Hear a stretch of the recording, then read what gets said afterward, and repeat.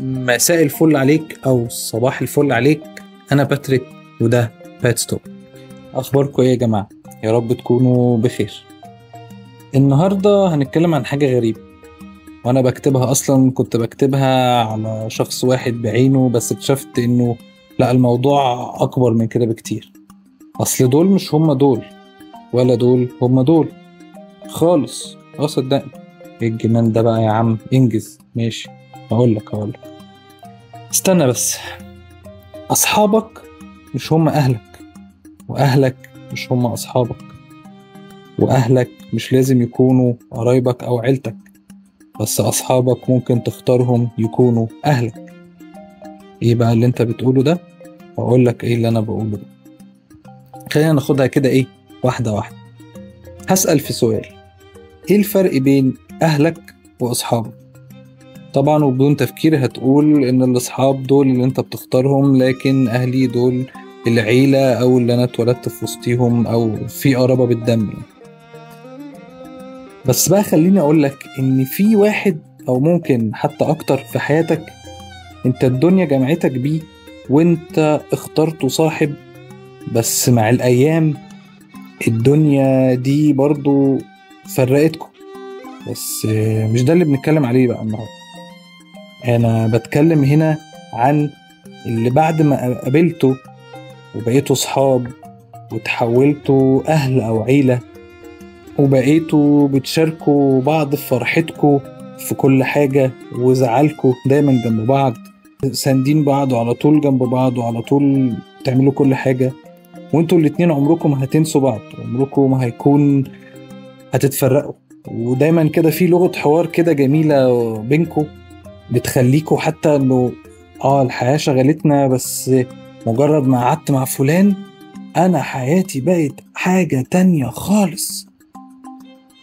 انا مجرد ما قعدت مع فلان بص بقيت كويس وكل حاجة جميلة، وانا انا زي الفل.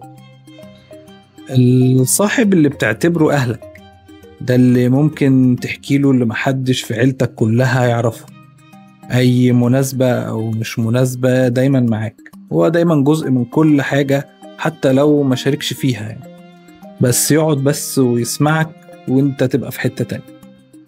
واوقات رأيه بيكون فعلا هو اللي بيفرق في كل حاجة، واوقات بتقعدوا مع بعض تتكلموا حتى لو ما قاش رأيه، بس مجرد انه سمعك انا عايز الشخص ده. الصاحب ده لو مش في حياتك هتحس بفراغ رهيب. أنا بتكلم هنا عن الصاحب اللي انت اخترته يكون صاحبك، ومع العشرة بتاعتكم مع بعض بقى هو العيلة اللي عندك، بتتأثر بيه حتى وانت خاطب متجوز هو موجود برضو في حياتك. أنا بقى عايز أتكلم عن أشخاص تانية اللي هم أصلا من أهلك أو من عيلتك، اللي هو انت كده كده قريبهم، وكده كده لازم تشوفوا بعض في المناسبات، كده كده لازم تسألوا على بعض، واصله ابن خالك، ابن عمتك، ابن عمك، ابن خالة عمة مامة باباك كده يعني. فهو كده كده موجود، كده كده هتشوفه في العزومات، كده كده هتشوفه في العيلة، كده هتشوفه في المصيف لما العيلة كلها بتسافر، كده كده هتشوفوا بعض في أعياد، مناسبات، صيام كبير، صيام صغير، رمضان، وإجباري عشان هو قريبك هتفضل بقى إيه تختار إن أنت لا معلش أنا لازم أسأل، لا أنا لازم أتكلم، أنا لازم كده. بس في بقى اللي هو قريبك ده اللي أنت بقى اخترته يكون صاحبك، هو ده اللي أنا هدفي إن أنا أتكلم عليه النهاردة. قريبك اللي أنت اخترته يكون صاحبك، أكبر منك أصغر منك مش مهم، بس انت اخترته يكون موجود في كل تفاصيلك، تكون جنبه وتساعده، تفرحوا مع بعض، تزعلوا مع بعض، فتتحول علاقتكم من ان انتوا قرايب اتولدتوا لقيتوا نفسكم قرايب، لا ده صاحبي، ده اخويا، ده قريبي. يعني القرايب دي بتبقى ايه حاجة كده اللي هو ايه بلس كمان، يعني انا اخترته صاحبي وهو عايزه في حياتي وعايزه وكمان ايه ده، تصدق ده احنا اصلا قرايب كمان. برضو نقطة اتكلم عليها انه مش شرط الناس اللي انت بينك وبينهم صلة دم او في عيلتك الحقيقية، مش شرط يكونوا هما الاشخاص القريبين منك اللي انت بتتكلم معاهم، اللي انت بتستريح لهم، اللي هما يكونوا اصحابك، اللي هو يكونوا معاك في كل تفاصيلك، اللي هما على طول بيسألوا عليك.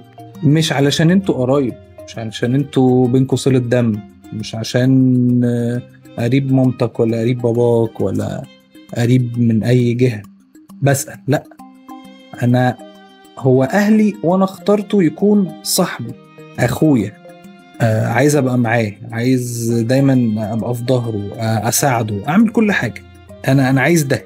صدقوني في فرق كبير قوي قوي قوي، في فرق كبير بين ده قريبي اللي مجرد مسمى كده عشان احنا مولودين في نفس العيلة ولا بتاع، وفي فرق بين اللي انا اخترته يكون عيلتي واهلي واصحابي واخويا وصاحبتي واختي وكله مع بعض، كله مع بعض.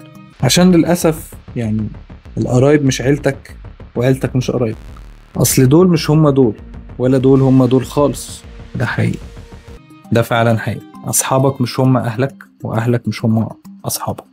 فده يخلينا نتكلم في نقطة كمان تانية، انه لو الشخص ده موجود في حياتك، الشخص اللي هو قريبك وانت اخترته يبقى صاحبك، خليكوا دايما واقفين جنب بعض، لان ده بيبقى احلى نوع من الاصحاب. عارف انه لما المشاكل بتظهر معاه بيخشوا بقى القرايب والدنيا ما بتبقاش جميلة، بس ما توصلوش المواضيع للحاجات دي، توصلوش الموضوع لو وصل للحاجات دي يبقى ده مش صاحبك، هو مجرد قريب. فالفكرة كلها ان انا بقول لو صاحبك اللي انت اخترته يكون صاحبك هو اصلا قريبك، فانت محظوظ جدا ان انت تلاقي الشخص ده في حياتك. برضو جزء تاني انه صاحبك اللي انت اخترته يكون صاحبك وهو اصلا مش قريبك، وبقى قريبك وبقى اهلك وبقيت عايز تبقى معاه على طول وتساعده على طول وتعمل الكلام ده كله، ده برضو شخص انت لازم تتمسك بيه. الفكرة النهاردة انه جاي بس اقولك مش عشان صاحبك مسمى الاصحاب ده اللي هو الصاحب اللي معاك على طول بتاع، عادي ممكن مجرد صاحبك. ومش عشان برضو انه هو قريبك فهو احنا على طول مع بعض وبتاع، لا، عادي ممكن يكون مجرد قريبي. فالمسمى ده مختلف عن المسمى ده، وده اللي انا كنت جاي اتكلم فيه النهارده واحكي فيه النهارده. بس كان معاكم باتريك، وده بات ستوك.